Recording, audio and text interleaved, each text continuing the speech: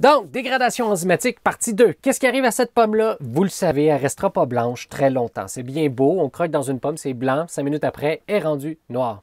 Ces bananes-là aussi finissent par se dégrader. Puis pourtant, il n'y a pas de bactéries dessus. Tu sais, on vient de couper la pomme, la banane est encore intacte, les bactéries ne peuvent pas avoir pénétré la membrane, la pleure, ouais, de votre banane. Puis pourtant, elle va se dégrader. Les patates, une fois que tu les as pelées, elles risquent de brunir aussi. Si vous prenez de l'avance puis vous pelez toutes vos patates, vous laissez ça sur le coin de votre comptoir, ils vont finir par noircir, il va y avoir des taches brunes dessus. C'est moins intéressant. Bien ça, ce sont des enzymes qui sont propres à la banane, à la pomme, à la patate, qui vont dégrader, qui vont s'auto-dégrader elles-mêmes.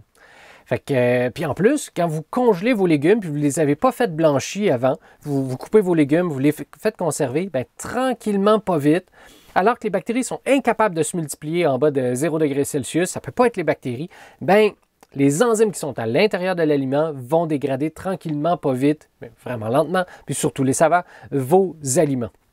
Fait qu'ils peuvent perdre leur couleur, perdre leur saveur, fait que ça fait en sorte que les aliments congelés peuvent être moins intéressants. Bien, tout ça, là, ce sont des dégradations enzymatiques. Ce sont les enzymes qui sont à l'intérieur de ces aliments-là. Et les enzymes, ce sont simplement des protéines, c'est quasiment un synonyme. Protéines, ça indique que c'est fait d'acides aminés. Enzyme, ça dit qu'il y a une fonction. Mais or, les enzymes sont des protéines, puis quasiment toutes les protéines sont des enzymes. Fait que, ou catalysent une réaction chimique. On va accélérer une réaction chimique.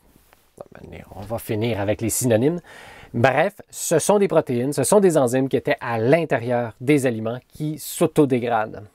Grosso modo, dans une cellule, ici c'est une coupe d'une cellule, donc la cellule est en 3D, si on la coupe la cellule, il y a tout plein de compartiments à l'intérieur d'une cellule. Un peu comme si vous me coupiez en deux. Vous verriez un demi-estomac, un demi-cerveau, pas des demi-yeux si vous coupez comme ça, mais l'estomac, là, si vous le coupez en deux, ben, l'acide va se déverser dans le reste du corps. Ben, il se passe la même chose avec la cellule. Quand vous coupez votre patate, votre pomme, votre banane ou les autres exemples que j'avais donnés, c'était des brocolis puis des carottes, mais ça coupe les cellules en deux. Les cellules éclatent comme ça. Et il y a des vésicules à l'intérieur des cellules qui contiennent de l'acide et tout plein d'autres enzymes. Et ces enzymes-là, comme votre estomac qui contient à la fois de l'acide et des enzymes, sont capables de s'auto-digérer. Vous contenez votre acide, puis vous vous auto-digérez pas. Mais si vous coupez en deux votre estomac, oh là, vous allez vous auto-digérer. C'est ce qui se passe. Quand vous coupez votre pomme, elle va se mettre à s'auto-digérer parce que ses propres cellules ont ses propres estomacs à elle, puis elle va s'auto-digérer parce qu'elle a libéré ses enzymes à l'intérieur d'elle. Fait que c'est ça, les fruits et légumes, comme tous les êtres vivants, sont bourrés d'enzymes. Fait qu'ils sont cependant compartimentés ou désactivés pour ne pas endommager le légume.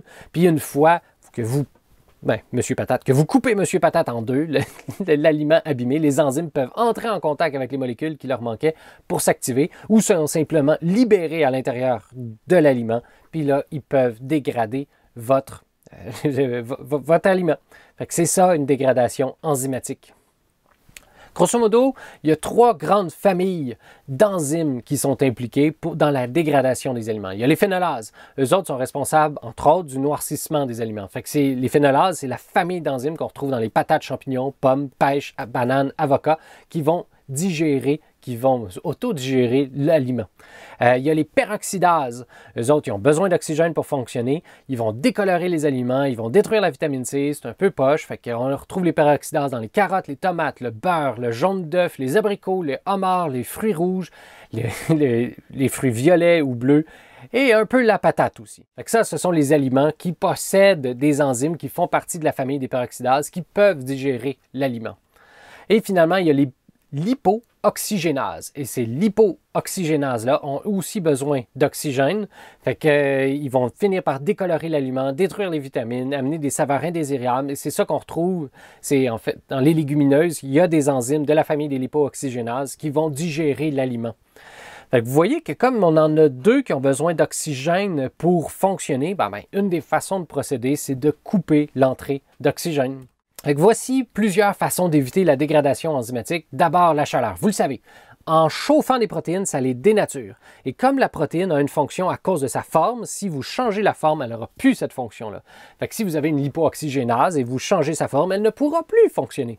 Fait que quand vous faites déshydrater des aliments, quand vous les faites chauffer au four, quand vous les faites cuire dans la poêle, à chaque fois quand vous chauffez des aliments, bien, vous dénaturez les protéines et donc les enzymes ne seront plus capables de auto-digérer votre aliment. Il ne se dégradera plus. Puis en plus, ça enlève l'eau. Comme les enzymes sont fonctionnelles dans l'eau, si vous faites évaporer toute l'eau, les enzymes ne pourront plus fonctionner. Puis ça n'a rien de magique, hein? Si votre enzyme a tout plein de plus puis de moins, c'est entre autres parce qu'il y a des molécules d'eau qui sont tout autour avec ces plus et ces moins qui la maintiennent dans cette forme-là. Puis si vous enlevez les molécules d'eau, bien, s'il y avait un plus ici puis un moins là, puis qui est attiré par des molécules d'eau, bien, il y a des chances que votre molécule, votre enzyme, se replie sur elle-même, va retrouver une autre conformation où elle va être plus stable, où les plus et les moins, qui étaient autrefois comblés par les plus et les moins des molécules d'eau, bien, ils vont s'auto-combler comme ça. Fait qu'en enlevant les molécules d'eau, bien, ça fait en sorte que les molécules, les enzymes, les protéines changent de forme et donc elles vont avoir moins d'effet.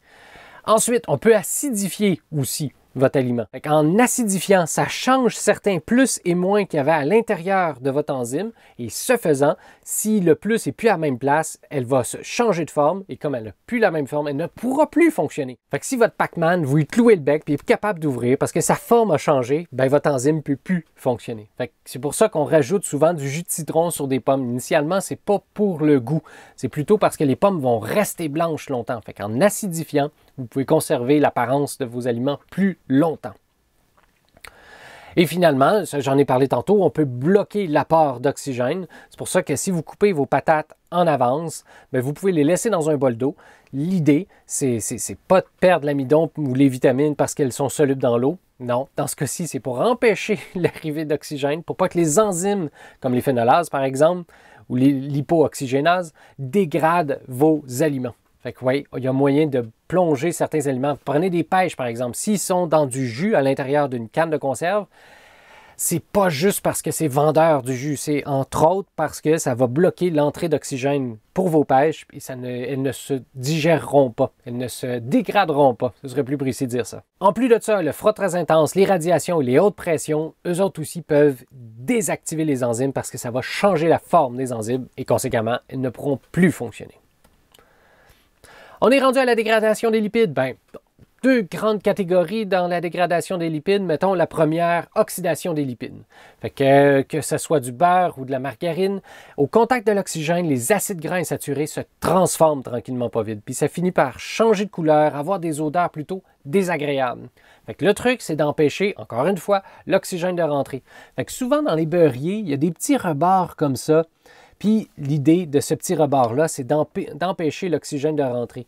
C'est, à moins de faire le ménage tout le temps, il se ramasse tout le temps un peu de beurre ou de margarine qui va se retrouver ici. Ça finit par sceller hermétiquement votre beurrier, puis l'oxygène ne rentre pas. Mais bon, ça fait un peu malpropre. Fait que les Bretons ont trouvé quelque chose de vraiment intéressant.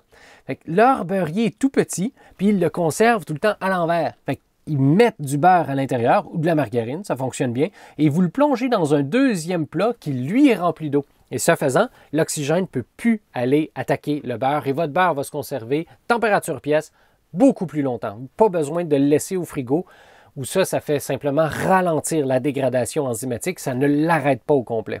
La deuxième catégorie de dégradation des lipides, c'est la lipolyse des lipides. Puis ça, habituellement, c'est lorsqu'il fait chaud. Lorsque vous cuisez, quand vous faites de la friture, là, il risque d'avoir une lipolyse. Grosso modo, là, on avait vu que les acides gras simples pouvaient se transformer en acides gras complexes. Mais l'un des acides gras complexes le plus commun qu'on va retrouver en alimentation, ce sont les triacylglycérols.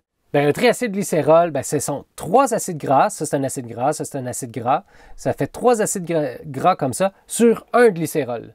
Bien, si vous brisez les 3 acides gras, bien, ils peuvent sortir et libérer de glycérol. Fait que quand vous chauffez continuellement votre huile qui est pleine de triacylglycérol, bien, ça fait en sorte que tranquillement, pas vite, les glycérols vont se séparer des acides gras et le glycérol risque de brûler, risque de s'évaporer, passer à l'état gazeux et là, ça va sentir mauvais. Il va y avoir une espèce d'odeur d'huile de friture vieille, pas super intéressante. Fait que chauffer et en contact avec de l'eau, surtout, les lipides ont tendance à libérer leurs acides gras et leur glycérol et ça change de goût avec le temps. Fait que vaut mieux changer l'huile de friture souvent, au cas où, ne serait-ce que pour le goût.